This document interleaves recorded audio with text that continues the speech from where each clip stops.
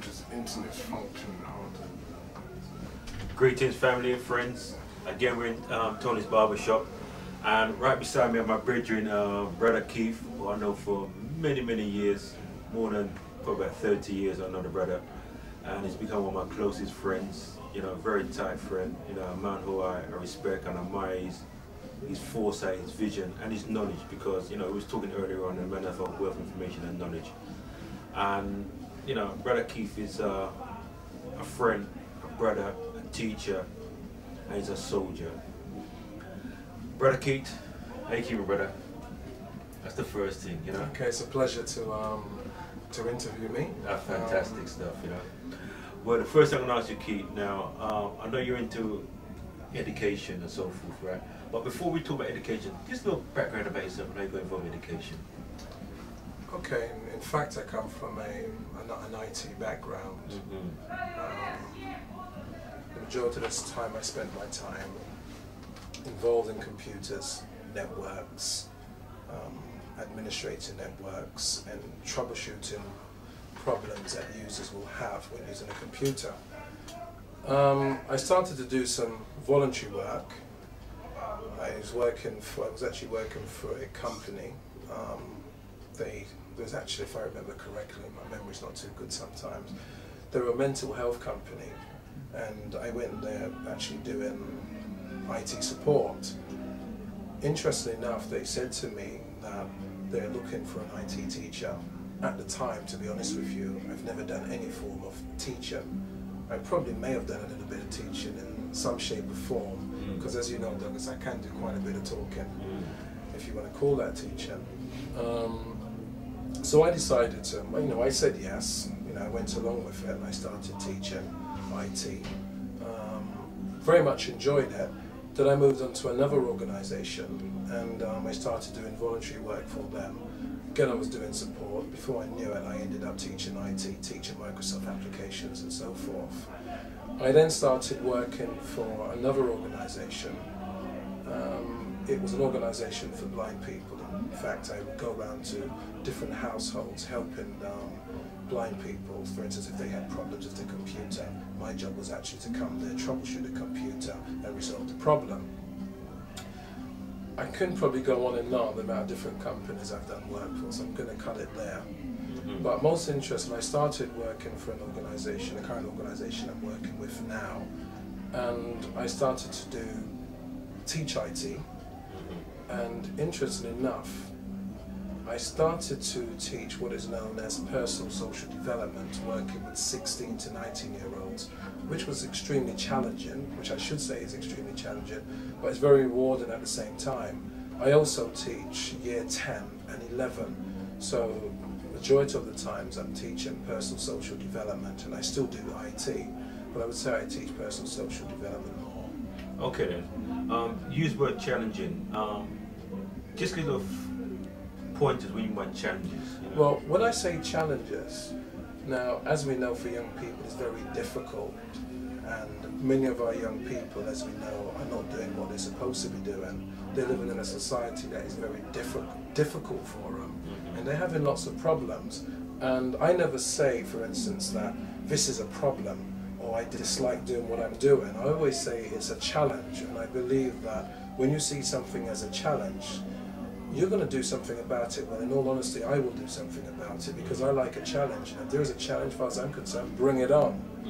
And the great thing about a challenge is that I always see it this way. You know, you cannot progress in life without a struggle. Okay. And when you have to struggle for something and then you progress, and for instance, when I see young people who start in the organisation, when they first came to the organisation, they lack self-esteem, they lack confidence, they never believed in themselves. Right. And as you see them develop gradually, and it's a process, it's something that makes me feel so proud, so happy to see that I have contributed something to the community. Okay then. Would you say that out of that challenges, you as an individual, have you grown and developed yourself personally speaking? Well, to be quite honest with you, okay, I do tutor, but I'm very much a student, very much the same as a tutor. Right. I'm a tutor as well, a student as well, pardon me. I mean, I believe in, you know, lifelong learning.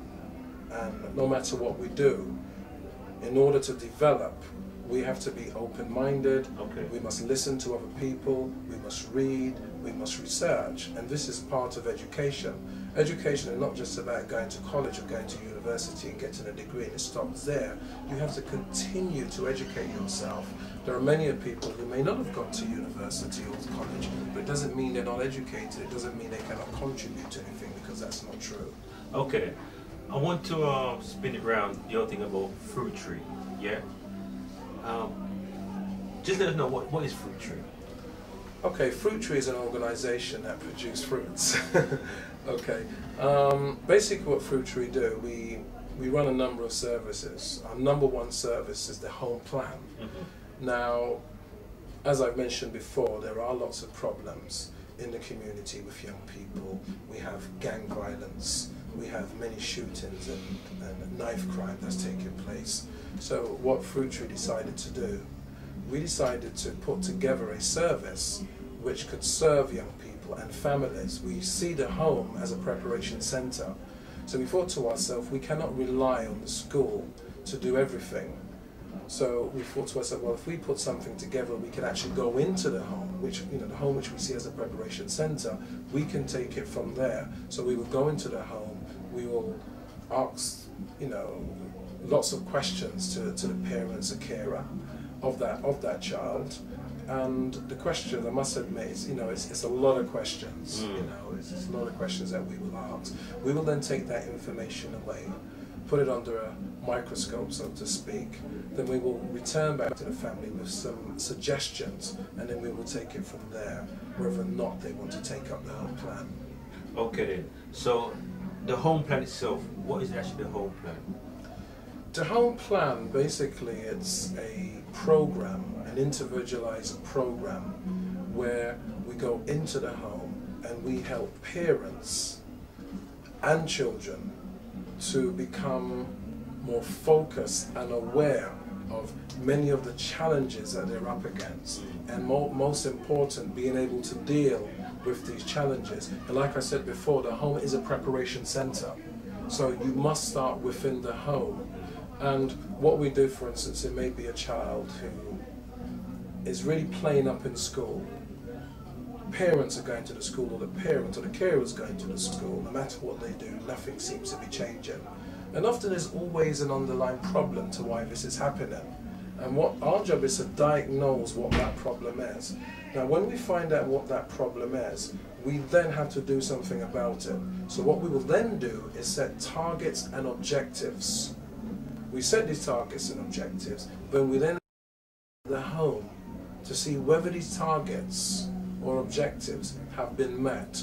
If they have not been met, we offer our support to help the family to meet those objectives. Okay then. I just want to interject there, because,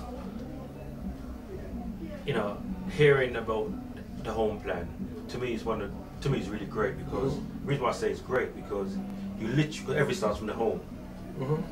Yeah, and what you've done here is that the initiative you've started here is that literally going to the home and work with the parents and the child and set a program. You know, i.e., you might set some goals for them for that week, or something practical for them to do, and they are there to come together and work on that plan. You know, is a great initiative from your side of stuff. So, you know, it's a great initiative. How did the idea come about, though? Well, in fact, right, Fruit Tree, what we first started off doing, the outset, we were actually selling books. Okay. We used to do what we called book parties.